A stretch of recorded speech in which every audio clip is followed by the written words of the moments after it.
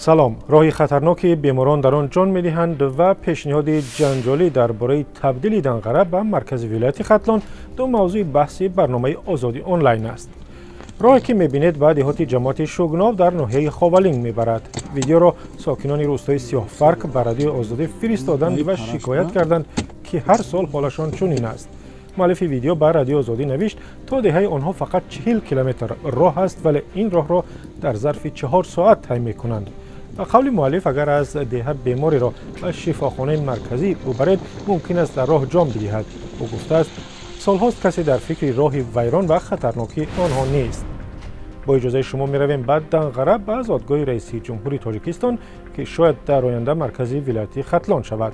گزارش رادیو آزادی در این باره بحث زیادی را در وبسایت ما برانگیخت. دو مقام رسمی تصدیق کردند که در واقع گفتگو درباره اعلام کردن دنقره همچون مرکزی سیرحالی ترین ولایت تاجیکستان ادامه دارد. اما عبدالجابر یک کاربر وبسایت رادیو آزادی گفته است اصلا حجت به آن نیست که دنقره را به مرکزی ولایت تبدیل دهند چون که از دیگر ناحیه‌ها دور است و خراجات زیاد طلب می‌کند. ناحیه دنقره به یک شهر صنعتی تبدیل داده شود و ولایت ختلان را به دو قسمت جدا کنند و مرکزهایشان در شهرهای کولاب و باختر جایگیر کرده شود. ظفر کاربر دیگری وبسایت رادیو آزادی طرفدار بوده است به جای باختر مرکز فعلی دنقره مرکز ولایت ختلان شود. او نوشته است دنقره از لحاظ جغرافی و حدود برای مرکز ولایت شدن موافق است. به این پیشنهاد تابش سیاسی دادن لازم نیست بلکه با مرکز ولایت شدن دنقره یک گوشه وطن آباد می شود. کاربر با نام شرحمن دنقره مخالف به مرکز ختلان تبدیل دادن شهر دنقره است که گفته است دنقره را نه پایتخت کنند نه مرکز ولایت.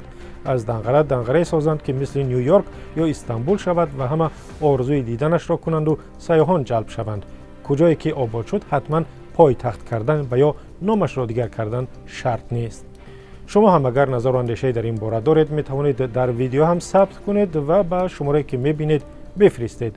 وایبر، واتساپ، تلگرام و ایمو هم داریم و ویدیو و خبرهای شما را نیز منتظریم. تا دیدار در برنامه دیگر.